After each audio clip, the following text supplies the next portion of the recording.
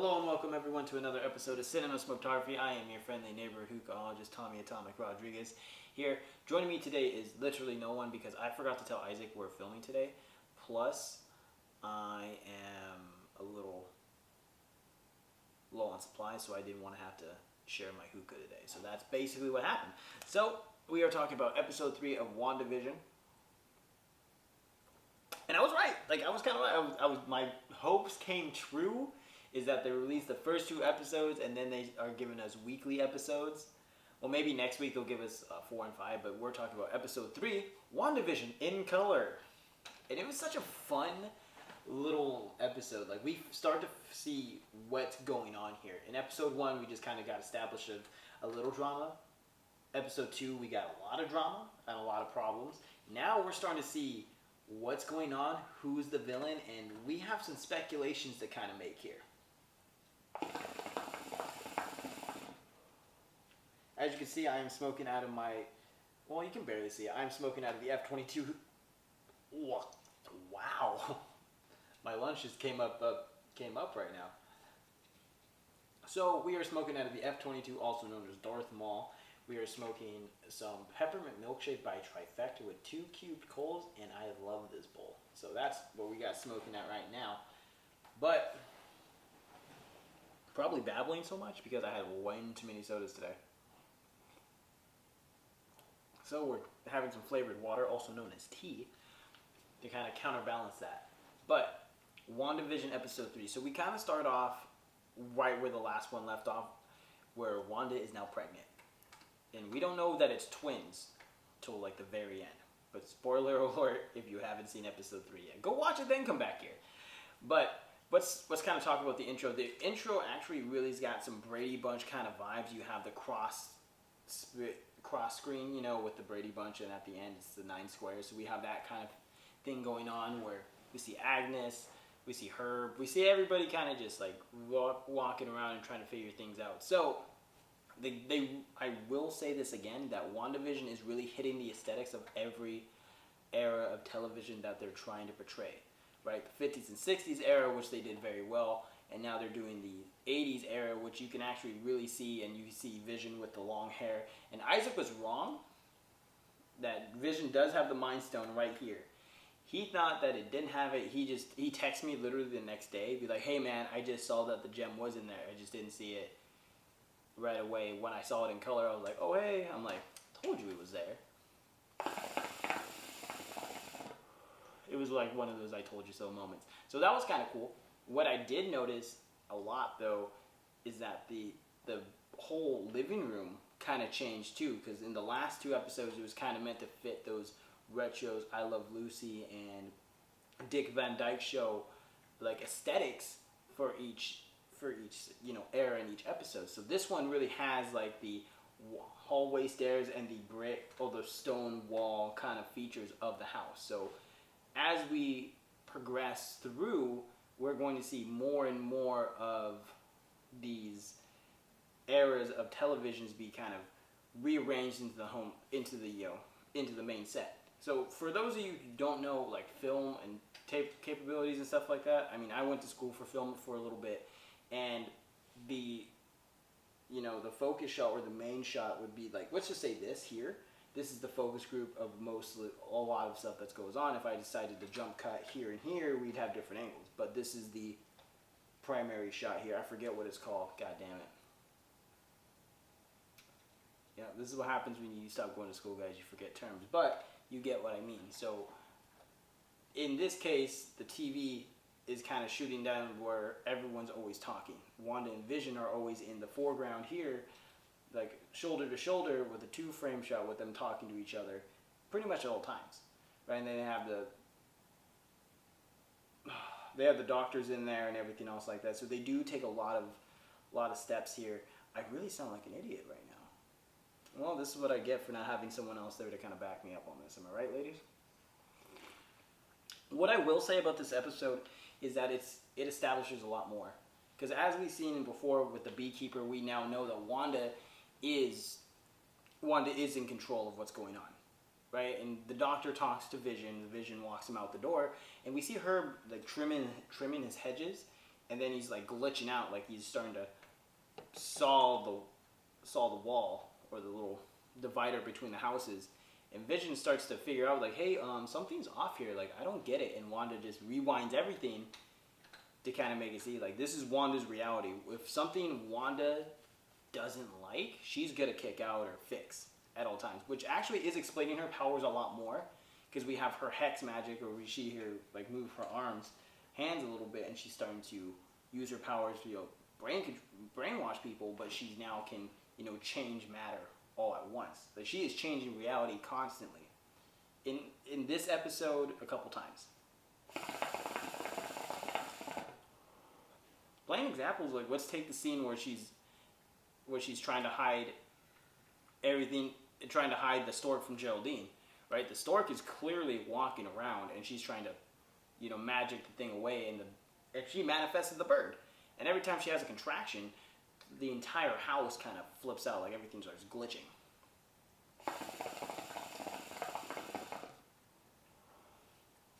So this episode really does establish a lot more. As the episode goes on, we see that Wanda is just trying to be normal and trying to have her babies, but she's now starting to realize that the babies are coming a lot faster. And that's where Vision's like, wait, this doesn't make any sense. Like, this happened literally hours ago, right?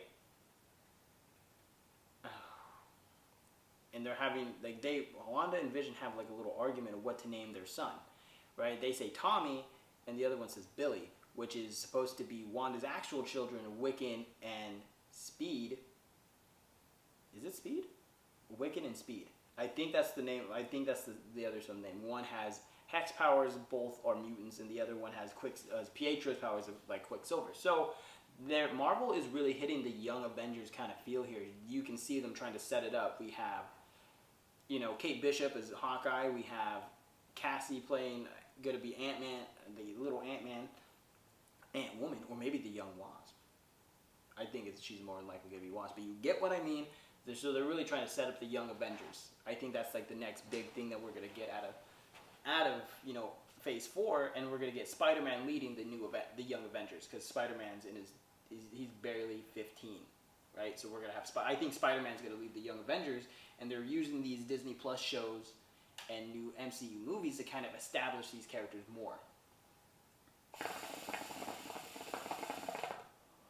That's my theory of the overall Marvel universe here, and I think a lot of us who watch these and do deep dives are feeling the same kind of way.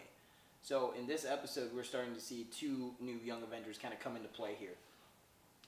As Vision kind of figures out what's going on, and he's trying to figure out, like, why is everyone acting so weird? Towards him, the baby is now starting to come. And oh no, wacky shenanigans ensue that Wanda's putting the cribs together using magic. And you've noticed that in the first time she sets up one, but when you look to her and Vision talking, there's two cribs in the room. So maybe she already knows she's having twins, and they kind of play it off as a joke, like, oh my god, there's another one. Ah! But we don't know.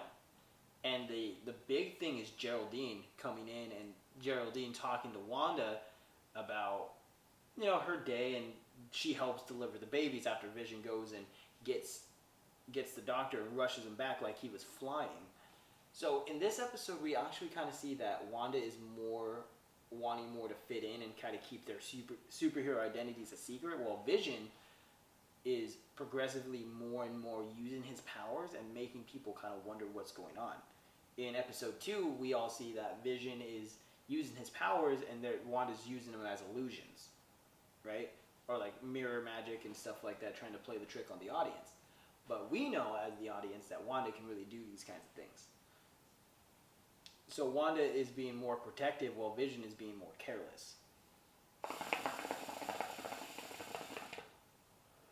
So as this series as the season keeps going, we're seeing more and more of what's going on, right? Because we all know Wanda is meant to be a threat in Doctor Strange: The Multiverse of Madness, but we don't know what's really gonna come of it. My prediction here is that we're gonna see Wanda being more villainous, and everyone in Westview is kind of like trapped in this little pocket reality, and they all have to serve Wanda. But you don't feel that until like the very end, right? Because Geraldine gets ejected from Westview. And what I will say is, like I said, as we keep going, and it's pretty quick. It's not like shot for shot, like the Mandalorian or other episodes where we can spend forever talking about it. But they are very quick. They go by that. I had to watch this episode twice. Once on my lunch at work, and once when I got home. So I'm seeing a lot of this stuff fresh twice and trying to keep it going.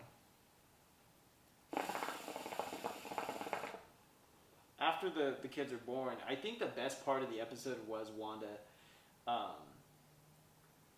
trying to get the stork out of there, and she's making all these different kinds of excuses, and there was a lot of callbacks to other Marvel stuff in this episode too, like the commercial, the blue soap. It's a subtle callback. If you don't watch Agents of S.H.I.E.L.D., you should, because in one season, everyone is what's known as the Framework. The Framework was a program where people pretty much went to go live on their lives. If they died, they could live off in the Framework. And Coulson was in there, and Sky or Daisy or Quake, whatever you want to call her in whatever season, right? She goes into the Framework to save Coulson, who's like, well, they have this blue soap. Everyone started using Hydra mind control soap, right? So the Hydra soap was in WandaVision, so that kind of is a subtle callback to that lesser known, Marvel show. It's finally finished, and Agents of S.H.I.E.L.D. used to go along with the MCU. Now it just kind of went on and did its own thing, which is kind of cool at the end of it. So it's a multiverse. But that's another subtle callback. Wanda messing with the stork and trying to get it gone, and then the stork just in place, right, in the room. So that was kind of funny too. Although I don't like birds, so I was like flipping out when I saw it, and like, ooh, I couldn't do it. I just thinking about it, scared me. But there's also all that stuff kind of going on as well.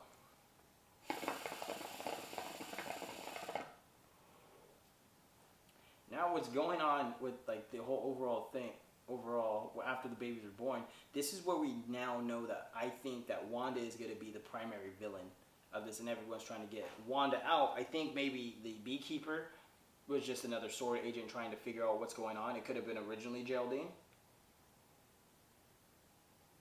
Or Geraldine was on the helicopter and got ejected out and then started blending in. And they even make a note, like, is Geraldine in there with Wanda? Vision's like, yeah. Like, she's not from here. He's like, oh, really? She doesn't have a family? She doesn't have a home? He's like, maybe she's from the outside because, we're all, and this is where Agnes is like, Herb, stop.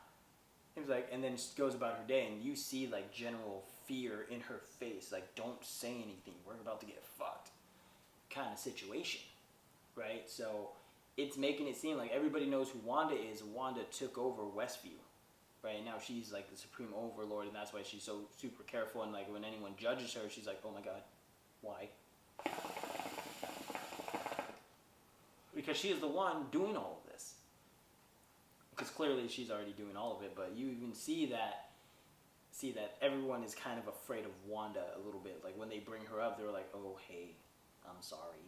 Unless you're Dottie. Dottie's just mean. She's the queen. She's Regina George in this series. I'll tell you that. Regina George is alive, and her name is Dottie. Laugh track now? No, just me. Okay.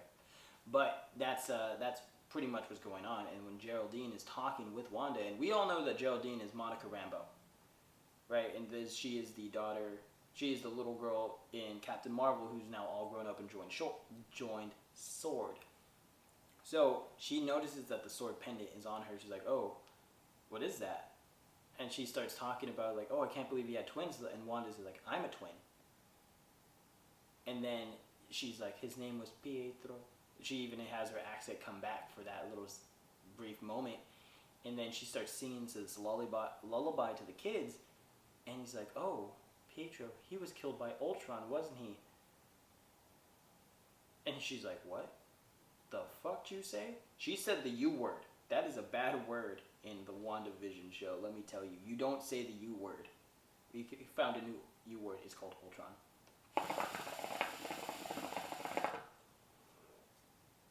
And he's like, what did you say? I said, you had twins, girl. You were brave. You were strong.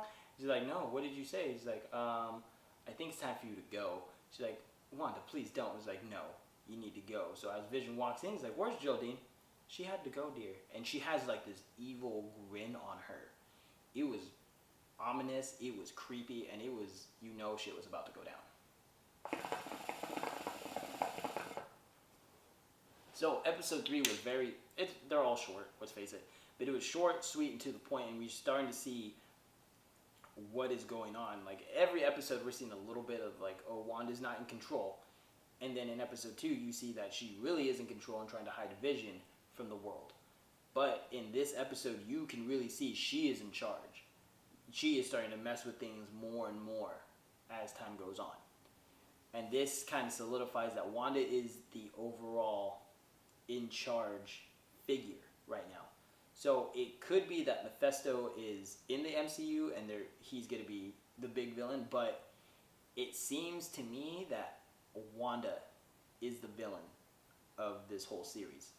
And WandaVision's purpose is to establish Doctor Strange, the Multiverse of Madness, and she's supposed to be a villain in that movie. So this is supposed to give us an idea of what she's capable of, and she's looking scarier and scarier every moment. But that's all I have for you this episode of Cinema Smokeography. Be sure to follow me on Instagram and or Twitter under _hookahologist. Follow us on Facebook under the Hookahologist, and this beautiful face you can find under Tommy Rodriguez. And if you want to be a supporter of the podcast, I will leave a link in the description below here where you can actually support us by as low as 99 cents per month to help us, gather supplies for the show, get stuff ready so we can continue to do this podcast more and more. And until next time, guys, keep smoking.